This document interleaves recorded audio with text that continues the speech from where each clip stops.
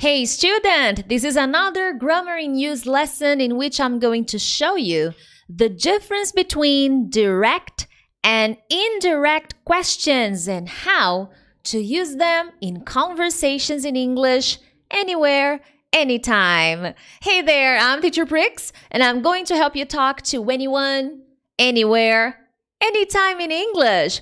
Make sure to subscribe to my channel because every week, I bring different kinds of English lessons to help you become a better and more confident English speaker. So please consider subscribing. It means a lot to me. If you have already done that, thank you so much. I appreciate it. You know what to do. Like and share. Let's help this channel grow. Now, guys, direct and indirect questions, okay? This is a lesson as I focus here on my channel for pre-intermediate and intermediate speakers, okay? Because as I explain to the students who watch my lessons, who participate in my workshops and activities, the students in my academy, at this level, you are in transition. You are not a beginner anymore. You know some lessons, you can communicate a little, so you need the right kind of lesson, the right kind of strategy, so that you can go from stuck to speaking confidently, anywhere, anytime. So asking questions, is incredibly important in conversations. So if you want to master your speaking, if you want to go from stuck to speaking, this is an art. Okay, I like to say that asking questions is an art because this is what keeps the conversation going. Asking questions, okay? That's part of fluency. So as a beginner at a basic level, you learned the basic foundation of how to ask questions. But you learned the basic. Now I'm going to teach you more stuff. That's what this lesson is for, okay? Now, let's take a quick review at direct questions, okay? I think it's important to review that. So pay attention, take notes, screenshot, because this is a good lesson. Oh, let me move on. You probably know this, okay? This is the most common question, the most common way. And as the word suggests, direct, okay? You are going to see the inversions, the auxiliary verbs, the traditional type of question, okay? Do you study English? Does your sister live downtown? Do your friends speak English? What do you like to have for breakfast? This is the traditional question. This is the direct question, okay? This is it. Ba-na-na. That's the question. Normal, good, okay? And you can use anywhere, anytime with anyone, at work, on the street, with your friends, with teacher Prix. Good, okay? My focus is to give you explanation. It's not that one is better than the other. No, both are great, okay? So here I have some examples. Did you sleep well? What did you eat yesterday? Where did you go on weekends? So here, this is the typical question. And if it's your first time watching this lesson, I invite you to check my channel because I have complete lessons teaching you the step-by-step of how to ask questions in English in the present, in the past, in the future, present perfect. So I have really complete lessons. This is just to show you the difference. So here, I'm not gonna dive into the difference, all the details of direct questions. No, that's not the goal, okay? But I need to help you remind you of direct questions. So taking a closer look at the structure, okay? Now, disclaimer, if you're using a modal verb, if you're using verb to be, this structure changes, okay? And here I'm looking at the traditional question, direct question, okay? So check it out. What's the structure? You have the auxiliary verb, do, does, did, will, okay? Have if it's present perfect.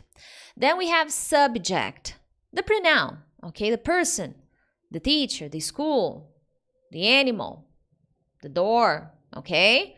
An object, something, the subject, okay, of the phrase. Then you have the verb, do, go, study. And then you have a complement, okay? We also have another option of direct question, which is with the W8. What, where, when, how, which, whose, okay? Why? W8, okay? How often, how long? Sometimes we have 2 words. What kind of? W8, okay? So we have W8 and then we follow the same pattern. Auxiliary verb, subject, person, verb and complement. So this is the traditional question. Does Alice work on weekends? So yes, no. Does Alice work on weekends? Yes, she works on weekends. No, she doesn't work on weekends. Ah, good for her. Do you work on weekends? Let me know in the comments. Teacher, I work on weekends. And tell me why. Do you work at a hospital? Or do you sometimes work on weekends? Do you like working on weekends? Participate. To learn a lesson, you must use it. So use the lesson you're learning today. Now, what does Alice do on weekends? This is different. I want to know what she does on weekends. Does Alice work on weekends? No, she doesn't. Oh, fun. What does she do on weekends? What does she do on weekends? So this is the traditional kind of question. The direct question for yes and no and for specific information. So this is a quick review. It's important, okay? Make sure to hit the like button. It helps the channel, You're always supporting. You guys are amazing. I appreciate it. If you haven't subscribed yet, make sure to do so. Share this lesson with your friends. And if you're interested, I have an amazing study plan cycle. You can check the details in the description of this video. I also have a program for listening. It's a course that will teach you how to master your listening comprehension. So check them out here in the description. But I will be forever grateful if you like and share this lesson with your friends. But now, indirect questions, okay?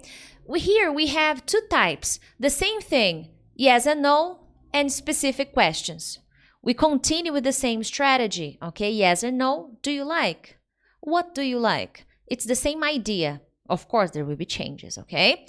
However, there are here, what's the focus of indirect questions? To sound a little bit more formal and friendlier, okay? So you want to be friendly. You want to sound a little formal when you're asking an indirect question, okay? So, this means I only use this at meetings and job interviews and work. No. Maybe you want to sound friendly when having a conversation with someone, okay? So it's possible. It's not only in serious situations. No, you can sound a little formal, a little friendly, anywhere, anytime, with anyone. So that's the idea. So we have 2 types, yes and no, and specific information. And here, guys, what is important for you to know is the structure changes. That's the catch here. The way you create this question will be different. So let's take a look at the yes and no question, okay? For this question, you will need if, okay? And when I teach indirect question, it's not possible to do this with all verbs in the world, with all questions. No, there are specific questions you ask, and I'm going to give you the examples, okay? They are very specific and very common with these verbs. Oh, but can I create a question, an indirect question with a different verb? Yes, you can. But these are more common ones, okay? Now, disclaimer, I'm not talking about reported speech, okay? Reported speech is a little different. I will bring this lesson. I think I have already done one lesson about this, but I will bring more things about reported speech in the future. One step at a time. If you're watching this video and you're thinking, oh, but we have reported speech. Yeah, I know. I know. But my focus is communication, conversation.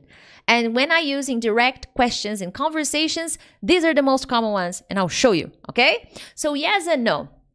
So here I have the traditional question, okay, with verb to be. Traditional question, is Susie coming to the party? Hey, is Susie coming to the party?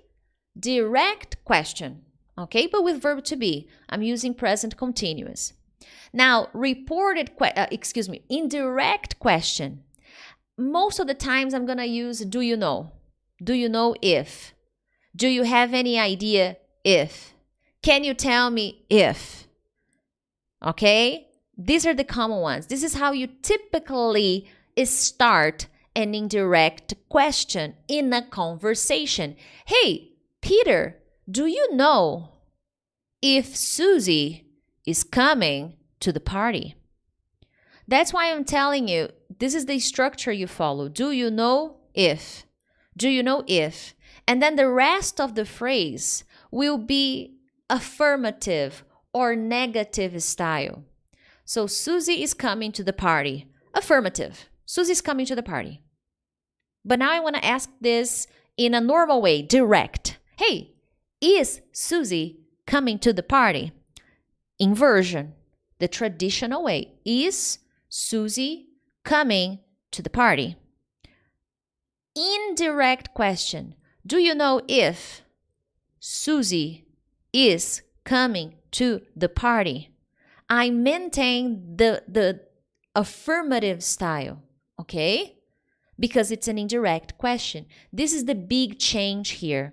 I will include if. Do you know if? Then I continue with a normal phrase, affirmative or negative. I cannot continue with another question. Do you know if is Susie coming to the party? It's not possible. It's incorrect. Another example. Can we move forward with this project or not? There's a letter R missing. Now, this is a normal question. This is a direct question, okay? Can we move forward with this project? Maybe you're talking to your colleague. Hey, can we move forward? Can we keep going with this project or not? Now, indirect question. Hey, could you tell me? Oh, there's a letter incorrect here. Let me fix this. I don't want to leave this mistake here. Could you tell me? Tell me if. Or 1 second. This is a slide. This is a slide 7. 1 second. I'm correcting the slide because this is important. I don't want to leave this mistake here. Yes, just this one. Okay, now it's correct. Can you tell me, could you tell me if we can move forward with this project or not? Okay. Oh, but here there is could and there is can. Oh, I can correct this. I can make it a little better. Could you tell me if we are going to move forward with this project or not? Could you tell me if we should move forward with this project or not? Could you tell me if we are going to move forward with this project or not? So you see, again, could you tell me? So I have specific phrases to start my indirect question in conversations, okay? I think in the next slide, I'm going to show you them. But do you know if? Do you have any idea if? Could you tell me if? Can you tell me if? These are the most common ways. Because, okay, I could come here and show you a million ways to ask indirect questions. But I focus on communication. This is what I teach my students in the academy, in my programs, conversation. And believe me, these are the ones that you should be using in conversations if you want to use them, okay? That's the thing. So do you know if? Do you have any idea if? So here it's not formal, serious, but you sound friendly. Hey, Peter, do you know if Susie finished the report? Oh, here, simple past. Do you know if Susie finished the report? But teacher, simple past in the question. I'm conjugating, I'm changing. Yes, you are. Yes, because it's indirect. I already started with direct. Do you know if Susie finished the project, the report? Hey, Peter, do you know if Susie finished the report? No? Oh, man, I can't believe it. I told her we needed this today. I'm going to call her. Okay, that's the idea. So this is very common. So this, when I'm using this if, it's a yes or no. Do you know if? Yes or no? Okay? That's the idea. So in the comments, when we finish this lesson, you need to practice. Create some questions in the indirect way. Post here in the comments. It's important to use it. If you only watch this lesson and leave, you're not practicing. Okay? Many students think that practicing is doing book exercises. No, be the creator of your journey. Create examples when you watch lessons. That's what I do when I study. That's what I tell my students to do when they're studying. That's what you should be doing as well. Okay? Now, the next type, indirect questions to know specific information.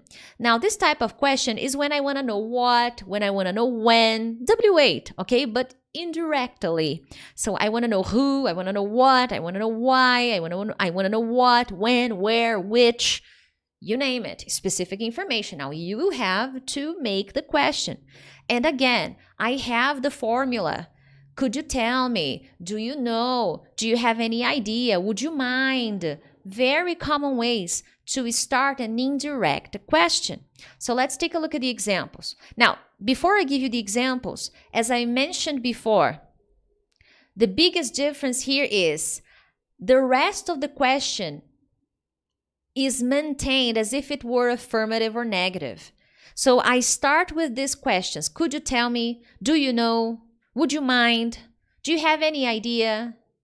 And then the continuation of the question will be like affirmative or negative, okay? Depends on what you want to say.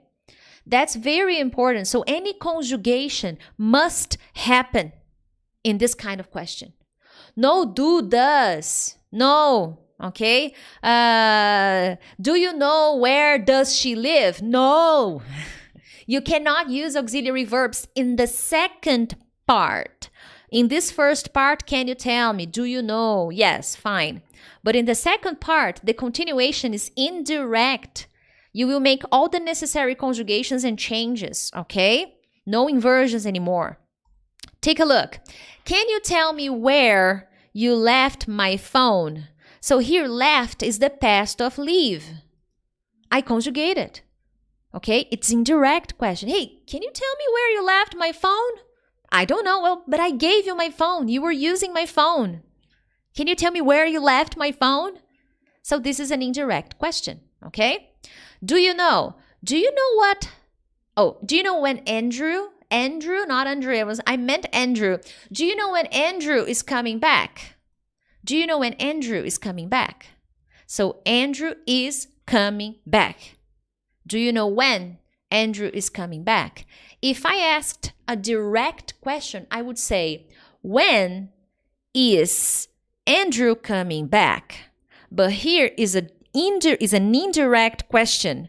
Do you know when Andrew is coming back? So I continue with an affirmation, okay? I could say in the present, do you know when Andrew comes back? Do you know when Andrew comes back? No, does. Do you know when does Andrew come back? No, absolutely not, okay? And hit the like button, support the channel. You know, this helps me a lot. Subscribe, you know, all this good stuff, you know, and I'm gonna do my job here. More examples. Would you mind if? So here's another possibility with if. This is a yes, no. Remember, would you mind if? I want to know yes or no. Hey, would you mind if I borrowed your phone for a moment? Huh? Typically, okay, I'm asking in the present, but I use the conjugation in the past. This is a little extra information for you. When I am asking with would you mind if, I can say in the present, would you mind if I borrow? Okay, no ed. Would you mind if I borrow your phone for a moment? Would you mind if I borrowed your phone for a moment? Both are describing present. I want your phone now. Would you mind if I borrowed your phone? No problems, okay? Now, one observation with would you mind. If I want to ask something else, and I don't want to use if I want to ask a specific information, would you mind telling me what's going on? I'm being polite, but at the same time, I'm upset. So would you mind telling me what happened? Because I'm lost. I have no idea what's going on and I need to know. So would you mind telling me what happened? So if I use a verb, which I can, which is possible, I will use this verb next to mind plus ing. Hey, would you mind picking up the kids today? I know I promised I would do it, but something came up at work and I can't. So would you mind picking up the kids? Oh, of course. Yeah, it's sure. Okay. So would you mind? Hey, would you mind babysitting today? I don't have kids, so just an example.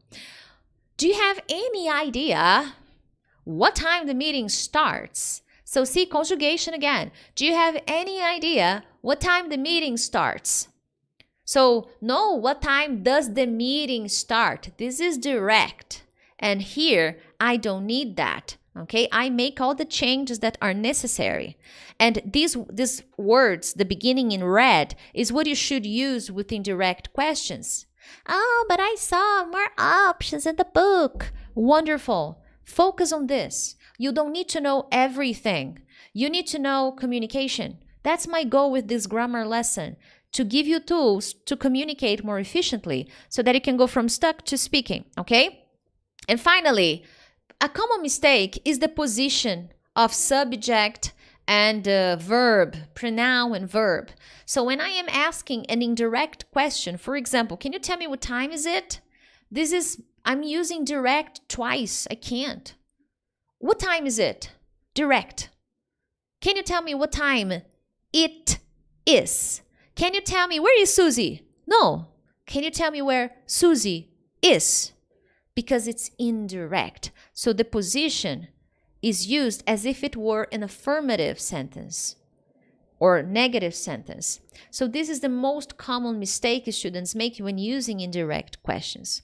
So guys, there is a lot to explain about indirect questions, reported speech, but this is a lesson to focus on conversations, on questions you can ask when having conversations with someone, and you want to sound a little formal, a little friendly, okay? That's the idea at the end of the day.